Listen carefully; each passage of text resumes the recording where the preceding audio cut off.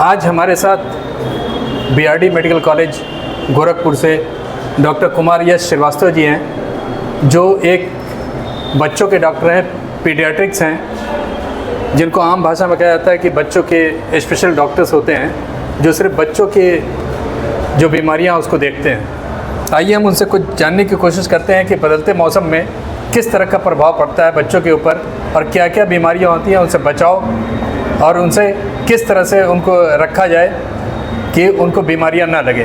क्योंकि अंग्रेज़ी में एक कहावत है, precaution is better than cure. इसको कैसे ये लोग साबित करते हैं और सही करने की कोशिश करते हैं। डॉक्टर साहब का बहुत बहुत स्वागत है हमारे चैनल में।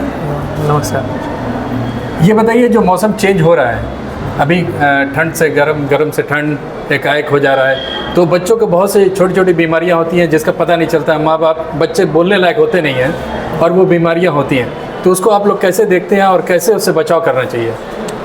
नमस्कार, धन्यवाद। बहुत अच्छा सवाल उठाया आपने। मतलब आजकल के जो समय में हम सबसे ज़्यादा डिजीज़ देख रहे हैं बच्चों में, वो दो तरीके की हैं। मेनली तो खैर इन्फेक्शियस हैं, लेकिन दो सिस्टम्स हैं, जैसे रेस्पिरेटरी सिस्टम छाती और गैस्ट्रोइंटेस्टाइनल सिस्टम, यानी जो पेट का, जो नॉर्मल भाषा में कहा जाता है। इन दो सिस्टम्स में सबसे ज़्यादा इन्फेक्शन हो रहे हैं बच्चों को। एक तो यहाँ पे आजकल बच्चों की इम्यूनिटी बहुत वीक हो गई है, स्पेशली आजकल के टाइम में जहाँ बच्चों को बहुत प्रोटेक्टेड इन्वायरमेंट में रखा जाता है, घर में छुपा कर रखा जाता है, बच्चों को ज़्यादा खेलने नहीं दिया जाता है। एक उससे बच्चों की इम्यूनिटी वीक होती है, उससे बीमारियों को लड़ने की जो क्षमता होती है, इम्यूनिटी जिसे हम कहते हैं, वो एक वीक हो जाती है। उसकी वजह से तमाम तरीके की रेस्पिरेटरी डिजीज़ जैसे एज़मा हो रहा है बच्चों को, और इन्फेक्शन जो इंडिया में बहुत कॉमन है, ट्यूबरकुलोसिस, टीबी। आजकल हम लोग बच्चों में टीबी की बहुत ज़्यादा बीमारियाँ देख रहे हैं और एज़मा की बहुत ज़्यादा हम लोग केसेस देख रहे हैं बच्चों में। दूसरा एक है गैस्ट्रोइंटेस्टाइनल सिस्टम, जो पाचन तंत्र है बच्चों का। अब चूँकि बच्चे अभी धीरे धीरे खाना चालू करते हैं, 6 महीने तक तो केवल दूध पर रहते हैं, माँ के दूध का सेवन करते हैं। उसके बाद जब हम लोग बच्चों को चबाने वाली चीज़ों पे जब हम लोग ले आते हैं, खाने के जब चालू करते हैं, तो वो एक फेज़ बहुत इंपॉर्टेंट होता है, बहुत क्रिटिकल होता है। अगर उस टाइम बच्चों की कॉम्प्लीमेंट्री फीडिंग सही से स्टार्ट नहीं की गई तो आगे चल के बच्चों को बहुत दिक्कत होती है। तो इन्फेक्शन से बचाने के लिए सबसे इम्पॉर्टेंट है कि बच्चों को बचपन से बहुत ही प्रोटेक्टेड इन्वायरमेंट में ना रखें। उससे दमा या श्वास की बीमारियां जो होती हैं, बच्चों को खेलने दें, बच्चों को धूप में निकलने दें। पर इसका मतलब ये नहीं है कि बच्चों को धूप में छोड़ देना। एक दूसरा तबका, हमारा जो गरीब तबका है, वो एकदम ही अपोजिट तरीके के केसेस देखने को मिलते हैं उसमें, कि वो लोग जो हैं अपने बच्चों को गर्मी में बहुत ज़्यादा खेलने भेज देते हैं। अब उससे उल्टी और दस्त की समस्या बच्चों में बहुत ज़्यादा हो रही है। उससे बच्चे सीवियर डिहाइड्रेशन में चले जाते हैं, बच्चों में पानी की कमी हो जाती है। और ये कोई छोटी बीमारी नहीं है। जो डिहाइड्रेशन का केस है, डायरिया के जो बच्चे आते हैं दस्त और उल्टी लेकर, उससे कई बच्चों की मौत भी हो जाती है। ऐसे हम रोज़ाना ऐसे केसेस देखते हैं जहाँ बच्चों को इतना ज़्यादा डिहाइड्रेशन हुआ कि आए और एक से 2 घंटे में उन बच्चे को मतलब एक्सपायर हो जाते हैं। दुखद ये बात है कि आज हम अपने देश में डायरिया और डिहाइड्रेशन बहुत नहीं मेंटेन कर पा रहे हैं। उसका एक मेन रीज़न है, एक तो गरीब तबका जो कि पढ़ा लिखा नहीं है, वो बच्चों पे ध्यान नहीं दे पाता। जिनमें बहुत बच्चे हैं, घर में 4 से 5 बच्चे हैं, बच्चों पे ख्याल नहीं रखा जा रहा है, बच्चों को खान पान पर ध्यान नहीं दिया जा रहा है, वो बहुत ज़्यादा साफ़ सफाई से खाना नहीं रख रहे हैं, स्लम्स में रह रहे हैं, तो उनमें इन्फेक्शन के कारण डिहाइड्रेशन हो जा रहा है। और डिहाइड्रेशन जो कि बहुत ईजी होता है करेक्ट करना, हम सभी को मालूम है। ORS पिलाया जाता है बच्चों को। ये बहुत ही बड़ा कैंपेन चलाया गया था सरकार द्वारा कि दस्त और उल्टी से ORS आराम देता है इतनी। और हमारे देश में ऐसा नहीं है कि सिस्टम की कमी है। जिला अस्पताल, PHC, CHC और गोरखपुर में तो BRD मेडिकल कॉलेज है। यहाँ पे आप हर लेवल पे हमेशा आप डॉक्टर उपलब्ध पाते हैं। बस कमी होती है बच्चों को लाने में, पहचानने में कि बच्चे हमारे कब गड़बड़ हो रहे हैं। उनको उल्टी आ रही है तो निस्संदेह नज़रअंदाज कर दिया जाता है, तो ये नज़रअंदाज नहीं करना है। गरीब तबके के लिए ये है कि आप बच्चों पर ध्यान दें, खान पान पर ध्यान दें, सफाई पर ध्यान दें, और ज़रा भी आपको दिक्कत लगे अपने नज़दीकी जिला अस्पताल पर जाएं, वहाँ बच्चों को एसेस करके नियरेस्ट अपने मेडिकल कॉलेज पे रेफ़र कर दिया था अगर उनसे मैनेज नहीं होता है। तो अगर ये टाइमली इंटरवेंशन लिया जाए तो हमारे देश में डिहाइड्रेशन और डायरिया से बहुत सारी जानें बचाई जा सकती हैं। रेस्पिरेटरी ट्रैक्ट इन्फेक्शन, ट्यूबरकुलोसिस जो है इंडिया में बहुत कॉमन हो गया, बच्चों में देखा जा रहा है। ऐसा लोग समझते हैं कि हमारे घर में हमारे पिता को नहीं है, माँ को नहीं है, तो बच्चों को टीबी नहीं हो सकता। ऐसा नहीं है। आपके घर के आसपास कोई खांस रहा है बहुत दिनों से, बच्चे वहाँ खेलने जा रहे हैं तो वहाँ से वो टीबी कैच कर लेंगे, वहाँ से ट्यूबरकुलोसिस की बीमारी उनको हो जाएगी। और शुरुआत में नहीं पता चलती है ये बीमारी। जिनमें इम्यूनिटी कम है वो आगे चल के क्रोनिक पेशेंट्स बनते हैं। इसके फेफड़े में पानी जम जाता है, फिर उनमें पानी निकालना पड़ता है, ट्यूब डालनी पड़ती है। तो ये सब एक लंबे टर्म पे इसका इलाज टाइम लगता है उसमें इलाज करने में। अगर टाइम पे बच्चे नहीं आए तो बच्चों की मृत्यु भी हो जाती है इससे। तो बेसिकली एक तो है साफ़ सफाई का ध्यान देना, बच्चे जितने घर में 1 से 2 हों और उन पर ख्याल रखा जाए वो ज़्यादा सही है इनफैक्ट कंपैरिजन टू जो गरीब तबका है जहाँ पे बहुत ज़्यादा बच्चे हैं और पे ध्यान नहीं दिया जा रहा है। दूसरी बात, जो घर के जो अच्छे तबके के लोग हैं वो अपने बच्चों को इतना ओवर प्रोटेक्ट कर ले रहे हैं कि उनमें दमा की बीमारी आगे चल के हो जा रही है। और दमा की भी बीमारी जो है उसको ट्रीट करने में बहुत टाइम लगता है। तो उसमें अगर आप टाइमली इंटरवेंशन लेते हैं, बच्चों को अपने डॉक्टर के पास, नज़दीकी बच्चे के डॉक्टर के पास ले जाते हैं, तो आपको सही समय पे इलाज चालू कर देंगे और कुछ सालों की दवा के बाद हो सकता है वो कंट्रोल में आ जाए। पेरेंट्स बहुत घबरा जाते हैं कि हमारा बच्चा अगर दमा का मरीज़ हो गया है तो हमेशा उसकी दवाइयाँ चलेंगी, इसलिए वो फिर दवाइयाँ लेने से कतराते हैं, जबकि ऐसा नहीं है। टाइमली दवा स्टार्ट की जाए तो उसको टाइमली टेपर भी किया जा सकता है, हम दवाइयों से हटा भी सकते हैं बच्चों को। तो बेसिकली साफ़ सफाई का ध्यान देना है, खान पान का ध्यान देना है। गर्मियों के मौसम में तो स्पेशली बच्चे डिहाइड्रेट ना हो जाएं, इसका ख्याल रखना है। हमारी तरफ से इतने ध्यान रखे जाएँ तो बीमारी। डॉक्टर साहब एक शब्द बार बार आप बोल रहे थे, बच्चे। जी, पीडिया जो है वो कै साल के बच्चे तक का इलाज करता है? वो कौन सा एज है कि जहाँ से फिर वो नॉर्मल जनरल फिजिशियन के पास या जनरल डॉक्टर के पास वो रेफ़र होता है? एक कोई एरिया हो, एक भारतवर्ष में तो इंडिया में हम लोग 18 साल तक के बच्चों का इलाज पीडिया में करते हैं। मतलब 0 to 18? 18, हाँ। तो अगर हम इसको मान लेते हैं 6 साल तक की, अगर मान लें अगर एज 0 to 5 या 0 to 6, तो उस एज में बच्चे कुछ बोलने लायक नहीं होते, पेट में दर्द हो रहा है, रो रहे हैं।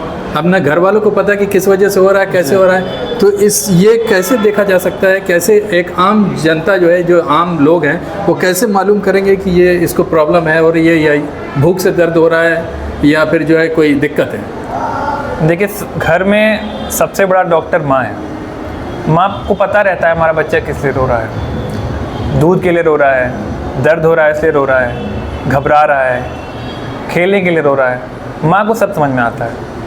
बच्चा नॉर्मल रो रहा है या उसका रोना की कोई वजह है जो बीमारी हो सकती है, ये माँ अच्छे समझ सकती है। हम डेली बेसिस पे बच्चों को देखते हैं तो माँ लेकर आती है, बच्चा बस रो रहा है, ये नॉर्मल नहीं होता। वो माँ, हम लोग देखते हैं तो रोने को तो हर बच्चा रोता है, लेकिन वो लेके आती हैं तो ज़रूर में कोई पैथोलॉजी होती है, ज़रूर कोई ना कोई बीमारी होती है उसमें। कई बच्चे पेट दर्द हो रहा है इसलिए लेके आते हैं, रो रहा है। कई बच्चों में दिमाग में इन्फेक्शन होता है, वो भी, उनका भी सिम्टम कुछ नहीं हो सकता, केवल रोना उनका सिम्टम हो सकता है और कोई साइन नहीं दिखाएंगे। वो खा रहे होंगे, पी रहे होंगे, लेकिन बस रो रहे होंगे ज़्यादा, नींद नहीं पूरी हो रही। माँ को तुरंत समझ में आ जाता है कि हमारा बच्चा नॉर्मल नहीं है, ये उसके लिए सामान्य बात नहीं है, तो वो लेके आती है। बाकी फिर डॉक्टर के पास अगर कोई भी मान लेके आती है रोने की, तो हमें तो सारी वजहें पता हैं कि क्या हो सकता है। डिहाइड्रेशन है, डायरिया है, कोई CNS में इन्फेक्शन है जो कि मेनिंजाइटिस हो सकती है, उसका हम आगे वर्कअप कराते हैं। तो अगर कोई माँ केवल इस बेसिस पे हमारे पास ले आए कि बस बच्चा ज़्यादा रो रहा है, अगर इतनी बस वो बात कैच कर ले, उसे लगे कि ये जो इसका रोना है साधारण नहीं है, तो उसके आगे वो हम पर छोड़ सकती है। हम उसके आगे के इलाज, क्या बीमारी है, क्या वजह हो सकती है, वो हम बच्चों का निरीक्षण करते हैं, उससे हमें पता चल जाता है। सबसे ज़्यादा रोल घर में जो होता है वो एक मदर का ही होता है। एक बहुत महत्वपूर्ण सवाल जो कि बड़ा ज्वलंत है मेरे हिसाब से,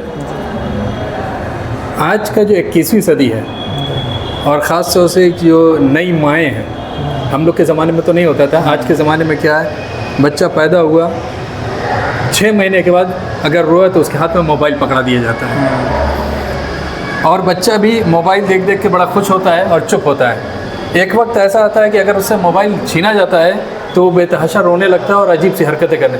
तो इसको आप किस तरह से देखते हैं और उन पेरेंट्स को आप क्या इसके बारे में कहना चाहेंगे? ये जो मुद्दा है केवल बच्चों का तो नहीं रह गया है। हम लोग ने बचपन से फ़ोन नहीं देखा है, मगर हमें भी अब फ़ोन के बिना अगर कोई कह दे तो मुश्किल होता है रहना। हमें काम भी फ़ोन से करना है, हमें तो चूँकि अब जो जॉब वर्किंग पीपल हैं उनके लिए फ़ोन तो एक तरीके से एसेंशियल हो गया है। बट हमें भी इतना रेडिएशन छोटे से, बिल्कुल वही कह रहे हैं कि मोबाइल एक ऐसी चीज़ है जो मतलब हर चीज़ उसमें अवेलेबल है, तो आदी हो जाता है। हम सब भी आदी हो गए हैं फ़ोन के, लेकिन हम लोग बड़े हैं, हमें पता होता है हमें काम पे कब फोकस करना है, हमें खाने पे कब फोकस करना है, हमारे लिए क्या चीज़ें इंपॉर्टेंट हैं कि हम फ़ोन को अब साइड में रख के अपना काम देखें।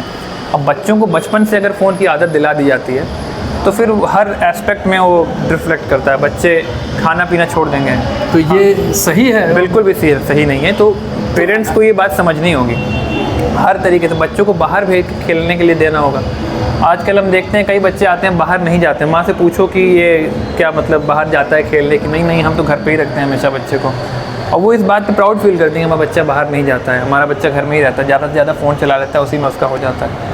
तो ये बच्चों को आदी नहीं होने देना है। इसमें आगे चल के आपको बीमारियाँ तो तमाम होंगी, साइकोलॉजिकल इफेक्ट बहुत पड़ता है, स्कूल पे परफॉर्मेंस उसके ड्रॉप कर सकते हैं। तो डेफिनेटली बच्चों को बचपन से ही फ़ोन नहीं देना चाहिए। रेडिएशंस का एक्सपोजर जैसे आपने बताया वो तो है ही बच्चों के लिए, बाकी साइकोलॉजिकल इफेक्ट्स जो पड़ते हैं वो काफ़ी डेट्रीमेंटल होते हैं बच्चों के लिए आगे चल के। तो बच्चों को आपस में घर के बच्चों के साथ खेलने दें, बच्चों के साथ आप ज़्यादा टाइम स्पेंड करें। जॉब वर्किंग पीपल अपने बच्चों को फ़ोन दे के अपने जॉब पर निकल जाते हैं, वो सोचते हैं कि अब बच्चा अपना व्यस्त होगा, हमारा काम आसान होगा। तो उन्हें बच्चों के साथ टाइम स्पेंड करना होगा, बच्चों के साथ बात करनी होगी, बच्चों के साथ खेलना होगा, टाइम निकालना होगा। उससे आपके बच्चे का साइकोलॉजिकल डेवलपमेंट भी अच्छा होगा, स्कोलास्टिक परफॉर्मेंस भी होगी, स्कूल में भी परफॉर्मेंस अच्छे देंगे। बाकी उनका जो जिसे कहा जाता है ना, बच्चे ज़्यादा फ़ोन में रहते हैं तो इंट्रोवर्जन डेवलप हो जाता है ना, एक्सप्रेस नहीं कर पाते हैं, फ़ोन में ही रहेंगे, चार लोगों के बीच में भेज दिया जाएगा तो बोल नहीं पाएंगे, बात नहीं कर पाएंगे, अपनी बात रख नहीं पाएंगे।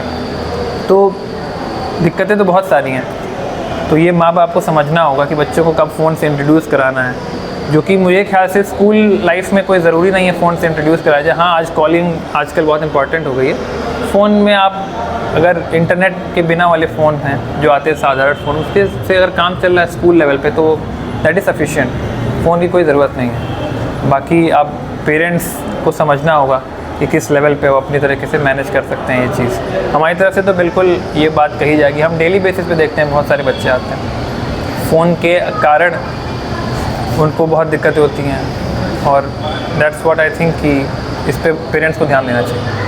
तो डॉक्टर साहब का यहाँ पर सीधा सीधा ये कहना है कि जो फ़ोन है, फ़ोन से बच्चों को दूर रखना चाहिए, उनको कम से कम उसका इस्तेमाल करने देना चाहिए। दूसरी बात इन्होंने जो फोकस की है वो ये फोकस की है कि बच्चों को घर से बाहर निकलना चाहिए, बच्चे जाकर के प्लेग्राउंड में खेलें, ना कि एक घर के अंदर और चार दीवारी के अंदर बंद रहें, ताकि उनका समुचित विकास हो सके। छोटी मोटी जो भी बीमारियां होती हैं, अगर उनकी माँ को लगता है कि कुछ तकलीफ़ है तो तुरंत तत्काल जो डॉक्टर हैं उनसे संपर्क स्थापित करना चाहिए। डॉक्टर साहब आपका बहुत बहुत धन्यवाद। Thank you very much.